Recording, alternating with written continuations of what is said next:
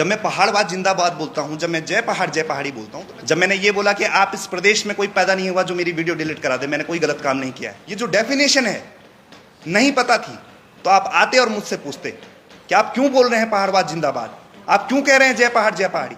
पर आपने अपनी मानसिकता का परिचय दिया है और ये मानसिकता मुलायम की मानसिकता थी। मुझे तो साफ ऐसा प्रतीत हो रहा था कि कुछ सामने स्क्रिप्ट लिखी हुई है और जबरन बुलाया जा रहा है। पर इस प्रदेश में यदि कोई ऐसा बोलता है कि मैदानवाद, तो ये उन लोगों की मानसिकता ठीक उन कश्मीर के लोगों की तरह है जो हिंदुस्तान के होकर भी अपने आप को हिंदुस्तानी नहीं मानते हैं। जब से वो अंकिता भंडारी की लड़ाई लड़ रहे हैं तब से केवल मुकदमों का जमावड़ा। लड़ाई पहाड़ी मैदानी हिंदू मुस्लिम की है ही नहीं, लड़ाई अमीर और गरीब की। बिल्कुल, कई कैदियों ने मुझे बताया कि पुलिस जो है किस तरह से जंगल में ले जाकर आंखों पर पट्टी बांधकर। मैं आशीष नेगी उपरांत, केंद्रीय युवा प्रकोष्ठ अध्यक्ष उत्तराखंड क्रांति दल, आप सभी लोगों का आभार व्यक्त करता हूं कि आप सभी लोगों ने अपना बहुमूल्य समय निकालकर इस प्रेस वार्ता को दिया। साथियों, बीते दिनों में आपने देखा किस तरह के प्रकरण हुए, क्या क्या आरोप प्रत्यारोपों का खेल खेला गया और किस तरह से साजिश के तहत हमें जेल भी भेजा गया। पर उस दौरान समाज का एक ऐसा चेहरा सामने आया जिसने न केवल मेरी बल्कि इस प्रदेश में जो भी युवा संघर्ष कर रहे हैं उनकी हिम्मत को बढ़ाने का काम किया है। मैंने इस प्रदेश में पहली बार निष्पक्ष वकालत, निष्पक्ष पत्रकारिता और समाज के जितने भी संगठन, वो भावना मैंने देखी जो कभी राज्य आंदोलन में हुआ करती थी। पूरे प्रदेश भर से लोग आए, उन्होंने हमारी रिहाई की मांग की। उसके लिए मैं तमाम वकील संगठन, व्यापार संगठन, छात्र संगठन, सैनिक संगठनों का आभार व्यक्त करता हूं। पर इस प्रेस का उद्देश्य केवल आज आभार व्यक्त करना नहीं रह गया है। एक बहुत बड़ी लड़ाई को हम इस प्रेस वार्ता के माध्यम से आज शुरू करने जा रहे हैं। पहले बीते दिन के कुछ उस प्रकरण पे बताता हूं कि हम लोग प्रेस के बंधुओं के साथ ही गए थे जब हमारे पास कुछ युवा आए कि हमारी सैलरी 12,000 रुपये, 10,000 रुपये जो मालिक हैं वो दे नहीं रहे हैं, लेबर लॉ का उल्लंघन कर रहे हैं और उनको धमका रहे हैं कि आप इस प्रदेश में कहीं तक का जोर लगाइए, हम आपका पैसा नहीं देंगे। तो जब इस प्रदेश में कोई इतनी बड़ी बात इतनी तेज से बोल देता है तो क्षेत्रीय दल का धर्म है, क्योंकि हम इस प्रदेश के तमाम लोग जो गुरुकुल नारसंग से लेकर नीति माणा तक, चाहे वो किसी जाति रंग और धर्म के लोग हों, हम उनको पहाड़ी मानते हैं। और जब हम जय पहाड़ी की बात करते हैं तो उस हर समुदाय के हम जयकार बोलते हैं, क्योंकि हम क्षेत्रीय दल हैं। परिवार होने के नाते हम वहाँ पे गए और जिस तरह परिवार के बड़े लोग समन्वय बांधा करते हैं कि आप इनका सैलरी दे दीजिए, ठीक उसी तरह हम गए, सैलरी दिलाई और उसके बाद 5 दिन बाद हम पर FIR होती है। मुझे कॉल किए जाते हैं कि आप सेटलमेंट कर दीजिए, आप वीडियो डिलीट कर दीजिए। जब मैंने ये बोला कि आप इस प्रदेश में कोई पैदा नहीं हुआ जो मेरी वीडियो डिलीट करा दे, मैंने कोई गलत काम नहीं किया है। और अगर आपने गलत काम किया है और आपका संस्थान यदि बदनाम हो रहा है तो मैं इतना जरूर कर सकता हूं कि ये मैं लिख दूंगा अपने ही हैंडल से कि भविष्य में इस संस्थान को बदनाम न किया जाए और इनको सबक मिल चुका है, ये ऐसी गलती नहीं दोहराएंगे। पर उसके बावजूद भी समाज का एक वर्ग भेड़िया बन चुका है और भेड़ियों के सामने यदि खरगोश के हक की बात करने जाएं तो उनको रास नहीं आता है। मेरे साथी, मेरे सहयोगी, मेरे आदरणीय बड़े भाई, उत्तराखंड के सबसे बड़े क्रांतिकारी अभी भी जेल में है। और ये आरोप प्रत्यारोपों का खेल केवल हम तक सीमित नहीं है। जो भी इस प्रदेश में संघर्ष कर रहा है, चाहे वो पत्रकारिता के माध्यम से हो, कभी वकीलों को ये जिला बदर करते हैं, ये एक बहुत बड़ी लड़ाई है। इसलिए हमने ये निर्णय लिया है, यदि प्रकृति ने हमें जेल में भेजा तो एक जिम्मेदारी सौंपी है, क्योंकि मैंने जेलों के अंदर कई ऐसे आरोपियों को देखा है जिनकी पैरवी अच्छे से नहीं हो पा रही है और वो सजा भुगत रहे हैं। एक बड़ी संख्या में लोग हैं हर जेल में। युवा प्रकोष्ठ ये जिम्मेदारी लेता है कि जितने आरोपी जिनकी पैरवी नहीं हो पा रही है, हम डिस्ट्रिक्ट कोर्ट से लेकर हाई कोर्ट, सुप्रीम कोर्ट तक उन लोगों की पैरवी करेंगे और उनको न्याय दिलाने का काम करेंगे। मैं जानता हूं ये शब्द बहुत बड़े हैं, ये जिम्मेदारी बहुत बड़ी है, पर ये समय की मांग है, क्योंकि ये आरोप प्रत्यारोपों का खेल चलता रहेगा। आज हमारे साथ सैनिक संगठन है, आज हमारे साथ राज्य आंदोलनकारी हैं, पर आप खुद सोचिए एक समय बाद राज्य आंदोलनकारी संगठन खत्म होने की कगार पर आ जाएगा। एक समय बाद सैनिक बाहुल्य प्रदेश में अग्निवीर होने के बाद सैनिक भी कम होते जाएंगे। उस वक्त समाज में अगर कोई संघर्ष करेगा तो उसके पास कौन रहेगा? तो जो आज हमारे लिए कोई नहीं है, जो सपोर्ट हम देख रहे हैं कि कोई नहीं है, वो हमें कल के लिए बनना पड़ेगा, और चाहे जीवन खपाना पड़े इसके लिए। इस प्रदेश में जितने लोगों को प्रताड़ित किया जा रहा है, झूठे मुकदमों में फंसाया जा रहा है, इन सभी लोगों का आह्वान करते हैं कि उत्तराखंड क्रांति दल के दरवाजे आपके लिए खुले हैं। आप आइएगा, हमारा ऑफिस कचहरी रोड पर है, और आपकी ये जो लड़ाई है ये हम पूरी शिद्दत से लड़ेंगे। गांव गांव, बूथ बूथ हम वोट मांगने नहीं जाएंगे, बल्कि लोगों को न्याय दिलाने जाएंगे। मैं जानता हूं हम एक राजनीतिक दल हैं और राजनीतिक दल इस तरह से काम नहीं किया करते हैं, पर यह समय की मांग है। आप लोगों ने अपना समय दिया, बहुत बहुत धन्यवाद। अगर आपके कुछ प्रश्न हैं तो मैं यहाँ पे बैठा हूँ। उसके लिए आशीष साहब के आरोप लगे थे, आप लोगों ने फिरौती मांगी, तो क्या फिरौती मांगी गई? मीडिया में चल रहा है आप लोगों के द्वारा फिरौती मांगी गई और उत्तराखंड क्रांति दल ऐसा करता है। देखिए, जो ये फिरौती का आरोप लगा है, हमने तो पुलिस के सामने, पुलिस के कांस्टेबल थे, मैं राजपुर रोड की घटना बता रहा हूं, पुलिस के कांस्टेबल थे, उनके सामने पैसे बच्चों के अकाउंट में ट्रांसफर कराए। तो फिरौती कहां पर है? हमारे अकाउंटों की जांच की जाए। मेरा फोन अभी भी पुलिस के पास सीज पड़ा हुआ है। ये सब कुछ शासन प्रशासन के संज्ञान में और सामने हुआ है। ये आरोप झूठे हैं और उत्तराखंड क्रांति दल को बदनाम करने की कोशिश की जा रही है। 12,000 रुपए की कोई फिरौती होती है? 1,07,000 की कोई फिरौती होती है? जब वो 6 लड़कों के वो तनख्वाह थी हमने दिलाई।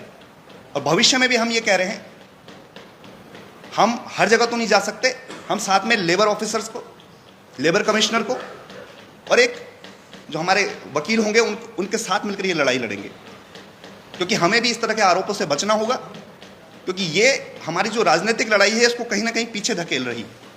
जिस समय पे हमें संगठन बनाना चाहिए, जिस समय पे हमें जिस तरह से और राजनीतिक दल काम कर रहे हैं, उस समय में हम जेल में हैं, उस समय में हम इन आरोपों को झेल रहे हैं। आशीष, एक बड़ी आस उत्तराखंड की युवाओं पर टिकी है और उसमें एक चेहरा आशीष नेगी का वो निकल करके आया है सामने। इस पूरे जो सनेरियो ये हुआ है, ये जो घटनाएं हुई हैं, इस घटना पर लोगों की बहुत गहरी नजर थी और उसका आपको समर्थन भी मिला। क्या विश्वास दिला पाएंगे उत्तराखंड के लोगों को कि उत्तराखंड क्रांति दल आज भी जिंदा है और वो आपके अधिकारों की रक्षा? मैं पहले एक बात बोलूंगा कि आशीष नेगी कुछ नहीं है और आशीष नेगी कोई नहीं। मेरी एक विचारधारा है, मेरा एक झंडा है और मेरा उसके आगे समर्पण है। जिस उम्र में लोग करियर बनाते हैं, पैसा कमाते हैं, घर चलाते हैं, उस उम्र में हमने ये समर्पण कर रखा है। और ठीक उसी तरह मैं अपने आप को जिंदा शहीद मानता हूं कि इस प्रदेश के लिए कल अगर मुझे पिंडदान भी कराना पड़ रहा है अपने हाथों से, तो मैं उसके लिए भी तैयार हूं। उक्रांत के संगठन पे सवाल उठे, नेताओं पे सवाल उठे, पर इसमें हमारे झंडे का कोई कसूर नहीं था। कोई अगर महत्वाकांक्षी निकलता है तो उसमें झंडे का कोई कसूर नहीं, विचारधारा का कोई कसूर नहीं। ये महत्वाकांक्षा कल आशीष नेगी की नहीं जागेगी, ये विश्वास कैसे दिलाएंगे उत्तराखंड? ये तो देखिए समय तय करेगा। मैं तो शब्द बोल सकता हूं, विश्वास जनता ने दिखाया है, आगे भी दिखाएगी। हम वो लोग हैं जो अपनी महत्वाकांक्षाओं को जलाकर बैठे हैं। मुझे अकेला इस प्रदेश में युवाओं का चेहरा नहीं बनना है, मुझे हजारों युवा चाहिए जो इस प्रदेश का भला कर सकें, जो इस प्रदेश की परिकल्पना थी, जो 1992 का ब्लूप्रिंट था, उस दिशा में हम जा सकें। और मेरे साथ तमाम युवा आप देख रहे हैं, इन सब में नेतृत्व है। जो और आएंगे, जो और संघर्ष कर रहे हैं, जितने लोग सड़कों पर थे, वो कोई आम भीड़ नहीं थी, कोई आम जनमानस नहीं था। जब मैं देख रहा था मुख्यमंत्री आवास जब कूच हुआ, वो नेता थे सब, उन सब के अंदर नेतृत्व था, उन सब के अंदर मैंने अपने आप को देखा। जो हमारे बड़े हैं, एक समिति का हम गठन करेंगे कि अगर युवा फ्रंट पे लड़ेंगे तो पीछे से सपोर्ट कौन करेगा, रणनीति कौन बनाएगा। ये जो संस्थान हैं जो लेबर लॉज का उल्लंघन कर रहे हैं, इनकी कमियां कहां कहां हैं, वो कौन निकालेगा। और वो नहीं, पुलिस का रवैया हमारे लिए बहुत सम्मानजनक था। मुझे ये सम्मान देख के अच्छा भी लगा कि वास्तव में क्षेत्रीय दल के अगर नेता समाज के लिए लड़ते हैं तो हमारे साथ कोई भी अभद्र व्यवहार नहीं किया गया, ना ही कोशिश की गई, ना ही जेल में कहीं पे भी मुझे ऐसा नहीं लगा कि पुलिस का रवैया कुछ। मैं साफ सीधा देख पा रहा था कि सरकारी कुछ एक तंत्र है, एक विशेष समाज है।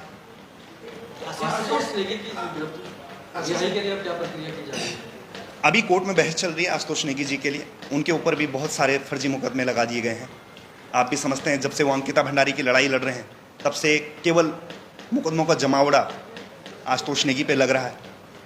और उनकी रिहाई के लिए जो हमारे वकील संगठन है वो बहुत ईमानदारी से, बहुत ऊर्जा से काम कर रहे हैं और हमें न्याय प्रणाली पर पूर्ण विश्वास है।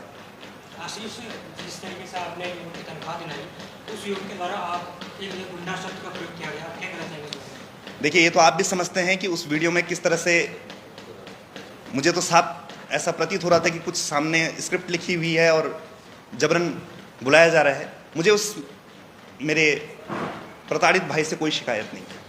उन्होंने जो भी बोला, मुझे ऐसा लगता है दबाव में बोला, क्योंकि जब मेरे साथ तो पत्रकार महोदय भी थे, जब उनकी सैलरी दिलाई तो गले मिले, यहाँ तक आंसू थे कि भाई साहब आपने मुझे मेरे हक की कमाई दिला दी, मेरी बीवी प्रेग्नेंट है और मुझे इन पैसों की सख्त ज़रूरत है। ये उस युवा के शब्द थे। और मैंने, क्योंकि उस युवा ने भी मेरे को बोला था कि मुझे दुबई जाना है, मैंने तब तक पत्रकार बंधुओं को बोला था ये वीडियो आप मत निकालिएगा, नहीं तो इस भाई का काम रुकेगा।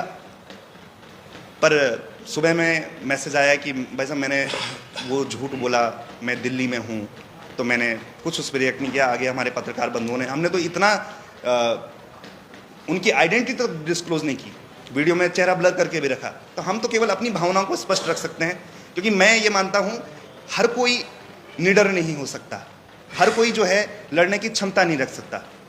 तो कोई नहीं, अगर किसी के अंदर क्षमता नहीं है, कोई डर रहा है, दब रहा है। क्योंकि वीडियो के बाद देखा गया कुछ युवक को काफ़ी आक्रोश का सामना झेलना पड़ा जनता का, इसलिए वो सवाल पूछा। बिल्कुल। आशीष से एक सवाल और है, क्या लग रहा है कि जिस तरीके की चीजें चल रही हैं, तो आशीष नेगी क्या इसी रूप में जनता के सामने आएंगे या डिप्लोमेटिक भी होंगे? क्योंकि आप एक नेता भी हैं, तो नेता बड़ा डिप्लोमेटिक भी होता है। तो आपके अंदर आने वाले भविष्य में हम डिप्लोमेटिक देख पाएंगे या नहीं, मेरा जो स्वभाव है मैं उसी स्वभाव में चलूँ? देखिए, मैं डिप्लोमेसी में इतना ज़्यादा बिलीव नहीं करता हूँ। मैं बिलीव करता हूँ, विश्वास करता हूँ स्पष्टता में। यदि मैं यहाँ पर हूँ, इस तेवर में हूँ, तो मैं स्पष्ट हूँ। यदि मैं इस फतोली में हूँ, इस टोपी में हूँ, तो मैं स्पष्ट हूँ अपनी संस्कृति के प्रति। और यही क्षेत्रीय दल का धर्म है, स्पष्टता इस प्रदेश के लिए, संस्कृति के लिए, भाषा के लिए, बोली के लिए, पहचान के लिए। अच्छा, एक आरोप आप पर लगा कि आप जो है उत्तराखंड को बांटने की बात कर रहे हैं, आप पहाड़ को अलग करने की कोशिश कर रहे हैं और आप प्लेन को अलग करने की कोशिश कर रहे हैं, वो आरोप आप कर रहे हैं जी। इस आरोप से कैसे बाहर निकलेंगे? क्योंकि उत्तराखंड की बात आपने शुरू में ही प्रेस वार्ता में की कि मुजफ्फरनगर रामपुर तेराह से लेकर के और नीतिमाणा तक करता है, तो इन सबको भी साथ है। देखिए, मैंने पहले ही बोला, इस प्रदेश में मैदानवाद जैसा कुछ नहीं है। जब मैं पहाड़वाद जिंदाबाद बोलता हूँ, जब मैं जय पहाड़ जय पहाड़ी बोलता हूँ, तो मैं तो नारसंग हरिद्वार से लेकर पूरे हमारा उत्तराखंड, हर एक उत्तराखंडी की बात कर रहा हूँ। धर्म जाति रंग का कोई भेद ही नहीं है। पहाड़ी राज्य है उत्तराखंड, इसमें कोई बोलने में दोहराया नहीं है, पहाड़ी राज्य है तो पहाड़ में रहने वाला पहाड़ी हुआ। पर इस प्रदेश में यदि कोई ऐसा बोलता है कि मैदानवाद, तो ये उन लोगों की मानसिकता ठीक उन कश्मीर के लोगों की तरह है जो हिंदुस्तान के होकर भी अपने आप को हिंदुस्तानी नहीं मानते। और दुर्भाग्य से दुख होता है कि ऐसी मानसिकताएं उभर के भी सामने आ रही हैं। यदि आपको ये जो डेफिनेशन है नहीं पता थी तो आप आते और मुझसे पूछते कि आप क्यों बोल रहे हैं पहाड़वाद जिंदाबाद, आप क्यों कह रहे हैं जय पहाड़ जय पहाड़ी। पर आपने अपनी मानसिकता का परिचय दिया है और ये मानसिकता मुलायम की मानसिकता थी जो कभी पहाड़ियों की हित में थी ही नहीं, जो दमनकारी जो मानसिकता थी। पर इनसे भिड़ने लड़ने का काम हमारी मानसिकता ने, काशी सिंगेरी की मानसिकता ने, इंद्रमणि बडूनी की मानसिकता ने, दिवाकर भट्ट जी की मानसिकता ने लड़ने और भिड़ने का काम किया है। और एक अंतिम सवाल है आशीष, किन लोगों पे आप टारगेट करना चाह रहे हैं? आपके निशाने पे कौन है जो आप कहना चाह रहे हैं कि भाई पहाड़ी मूल है, पहाड़ी राज्य है? कौन लोग हैं जो इसको मैदानी बनाना चाहते हैं? निशाने पे है कौन? क्योंकि उनके निशाने पे भी आप हैं। ये बहुत अच्छा प्रश्न आपने पूछा। लड़ाई पहाड़ी मैदानी हिंदू मुस्लिम की है ही नहीं, लड़ाई अमीर और गरीब की। एक तबका जो अपने आप को मालिक समझ बैठा है, एक तबका जो हर किसी को कुचलने पे लगा हुआ है, उस तबके से लड़ाई है। आप देखिएगा देहरादून का, उत्तराखंड का माहौल ऐसा नहीं था। ये जो जितने संगठन उत्तराखंड से बाहर से आए हैं, इन्होंने यहां पर हिंदू मुस्लिम का जहर घुलने का काम किया, इन्होंने यहां पर माहौल खराब करने का काम किया। और भाजपा को भी बोलता हूं, भाजपा ने ही ये मैदानवाद की खाई जो है वो खोदी है। जब इन्होंने भू कानून लागू किया तो हरिद्वार और उधम सिंह नगर पर लागू नहीं किया। इससे इनकी मानसिकता का पता लगता है कि ये इनकी नजर में मैदानवाद क्या है, ये वाद कहां से आ रहा है। हमारा पहाड़वाद, हमारी पहाड़ियत संकीर्ण नहीं है, ये मैं आपसे बोलना चाहता हूं। और इसी बीच रैली में जो 300 लोगों पर मुकदमे लगे हैं अज्ञात पर, मैं ये मानता हूं यदि आपने मुकदमे लगाए हैं पर जिन महिलाओं को आपने पीटा, उनके मंगलसूत्र तक तोड़े, उनके कपड़े फाड़े, उन पुलिस वालों पे भी मुकदमा दर्ज होना चाहिए। आप अगर ये देख रहे हो कि अभद्रता एक तरफ से हो रही है तो दूसरी तरफ से क्या हो रहा है। बहुत सारे मामले हैं, बहुत लंबी लड़ाई है। समाज के हर वर्ग का हमें साथ चाहिए। जाति धर्म रंग से ऊपर उठकर क्षेत्र हित में सोचने की जरूरत है। उक्रांद हमेशा से यही था, उक्रांद आगे भी यही है। चेहरे बदलेंगे, मानसिकता वही रही। आशीष साहब ने बेल मिलने के बाद एक उत्तराखंड पुलिस पे बड़ा आरोप लगाया था कि जो एनकाउंटर कर रही है, टारगेटेड कर रही है और गोली पैर पे मार रही है। क्या आपने अनुभव करा जेल में? और आपने कहा कि कई कैदियों ने आपको बताया इस प्रकार? बिल्कुल, कई कैदियों ने मुझे बताया कि पुलिस जो है किस तरह से जंगल में ले जाकर आंखों पर पट्टी बांधकर पैर पे तौलिया रखकर फिर उनके पैरों में गोली मार रही। ये आरोप है, ये मैं नहीं लगा रहा हूं, वो आरोपी लगा रहे हैं। जब वो लोग बाहर आएंगे जेलों से, निर्दोष लोग जो आज आरोपी होने की सजा काट रहे हैं केवल, तो उनके साथ सम्मुख बिठाकर हम प्रेस वार्ता करेंगे। और हर विभाग में ईमानदार लोग हैं और हर विभाग में ऐसे भी लोग हैं जो विभाग को बदनाम करने का काम करते हैं। उत्तराखंड पुलिस में भी ऐसे अफसर्स हैं जो अपने नंबर बढ़ाने के लिए इस तरह की प्रताड़ना लोगों पे कर रहे हैं।